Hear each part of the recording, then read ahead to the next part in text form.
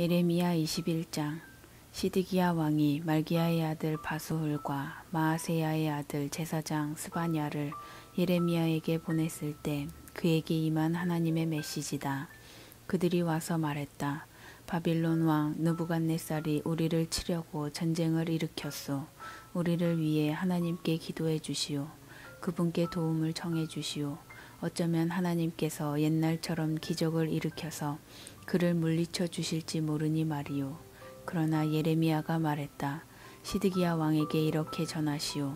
이스라엘의 하나님이 내게 이르는 메시지다. 너희 군대는 이제 없는 셈 쳐라. 병사들의 사기가 꺾이고 가진 무기들도 무용지물이 될 것이다. 나는 너희가 지금 힘겹게 태양에 싸우는 바빌론 왕과 갈대아 사람들을 친히 이 도성 안으로 이끌고 들어올 것이다. 내가 그들 편이 되어서 너희와 맞서 싸울 것이다. 불같은 진노로 전력을 다해 싸울 것이다. 이 도성에 사는 모든 사람과 짐승들을 무서운 전염병으로 싹 쓸어버릴 것이다. 그런 후에 나는 유다 왕 시드기야와 그의 신하들, 아직 병들어 죽지 않고 칼에 맞아 죽지 않고 굶어 죽지 않은 생존자들 전부를 바빌론 왕 느부갓네살에게 넘겨줄 것이다. 그렇다. 그들을 죽이러 온 적들에게 내가 친히 넘겨줄 것이다. 적들이 그들을 무자비하게 죽일 것이다. 또 백성 전체에게 이렇게 말하시오. 너희를 향한 하나님의 메시지다. 잘 들어라. 내가 너희에게 선택권을 준다. 살고자 하느냐 아니면 죽고자 하느냐. 이 도성에 남는 사람은 누구나 죽을 것이다. 칼에 맞아 죽든지 굶어 죽든지 병에 걸려 죽든지 할 것이다. 그러나 여기를 나가서 이 도성을 포위하고 있는 갈대아 사람들에게 항복하는 자는 다 살 것이다. 모든 것을 빼앗기겠으나 목숨만은 부지할 것이다. 나는 기필코 이 도성을 멸망시킬 것이다. 나는 그만큼 크게 노했다. 하나님의 보고다. 내가 이곳을 바빌론 왕에게 넘겨줄 것이며 그가 모든 것을 불태워 잿더미로 만들 것이다. 유다 왕실이 말한다. 하나님의 메시지에 귀 기울여라. 다윗 집안이여 들어라. 너희를 향한 하나님의 메시지다. 아침마다 새롭게 정의를 다짐하며 하루를 시작하여라. 착취당하는 자들을 구해주어라. 그렇게 하여 나의 진노의 불을 피하여라. 그 불은 한번 붙으면 그 무엇으로도 끌 수 없기 때문이다. 그런데 너희는 내 진노의 불을 지피는 악한 무리다. 내가 너희를 적대시한다는 것을 모르느냐. 그래, 내가 너희를 대적한다. 너희는 모든 준비를 갖추어 안전하다고 생각한다. 누가 우리를 손댈 수 있겠는가? 누가 우리 파티를 망칠 수 있겠는가 한다. 내가 그렇게 할 수 있다. 내가 그렇게 할 것이다. 내가 너희 악한 무리를 벌할 것이다. 무엇으로도 끌 수 없는 맹렬한 불을 일으켜서 보이는 것 전부를 태워 재로 만들 것이다.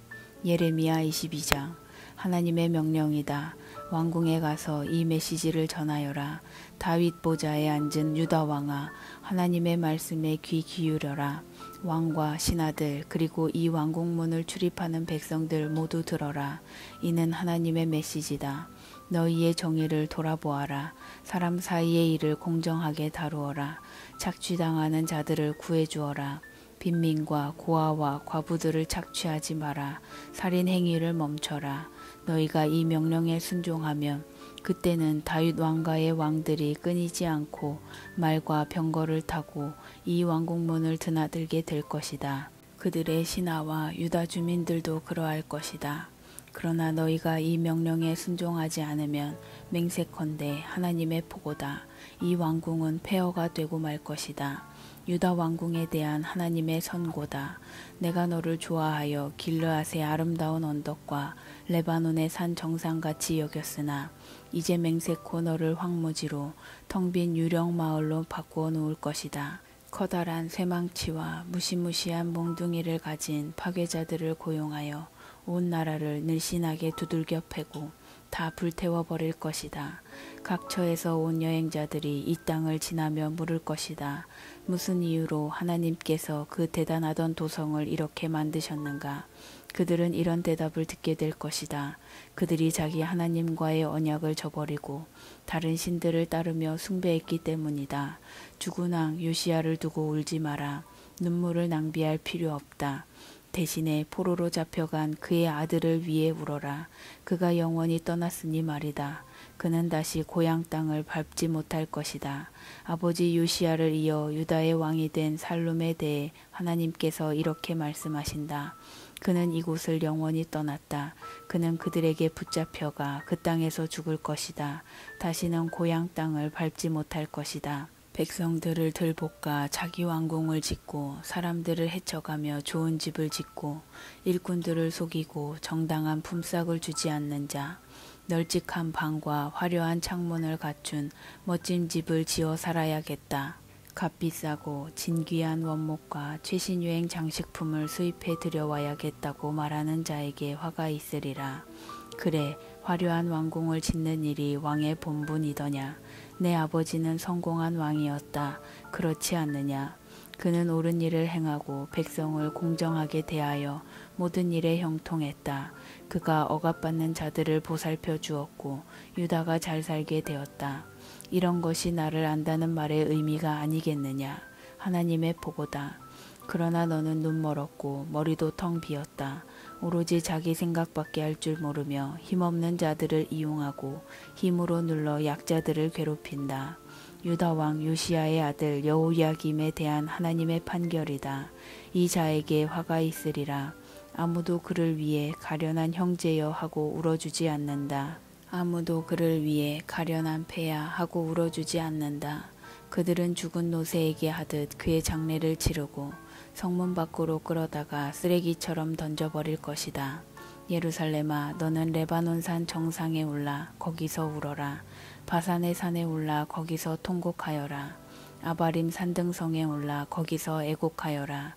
너는 스스로의 삶을 완전히 망가뜨렸다. 내가 잘 나갈 때 나는 내게 경고했다.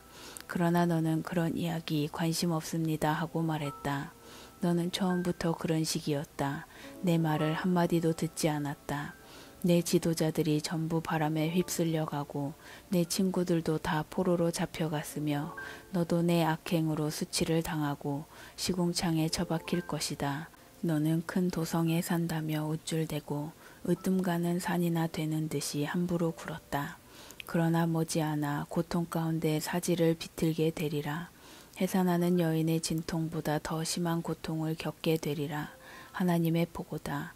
살아있는 나 하나님을 두고 맹세하는데 너 유다왕 여호야김의 아들 여호야기나, 내가 내 오른손에 낀 옥새 반지라 해도 내가 너를 빼내어 너를 죽이려고 작정한 자들 곧 바빌론의 느부갓네살 왕과 갈대아 사람들에게 넘겨줄 것이다. 그 다음에는 너와 내 어머니를 고향 땅에서 멀리 떨어진 낯선 나라로 던져버릴 것이다.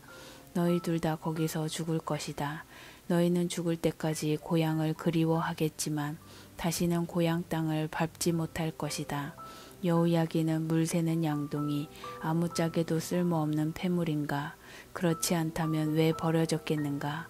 어찌하여 자식들과 함께 낯선 땅에 버려졌겠는가? 오 땅이여 땅이여 땅이여, 하나님의 메시지에 귀 기울여라. 하나님의 선고다. 그를 자식 없는 사람인 셈 치고 포기하여라. 그는 사람 구실을 하지 못할 것이다. 그에게서 대가 끊기고 그가 마지막 왕이 될 것이다.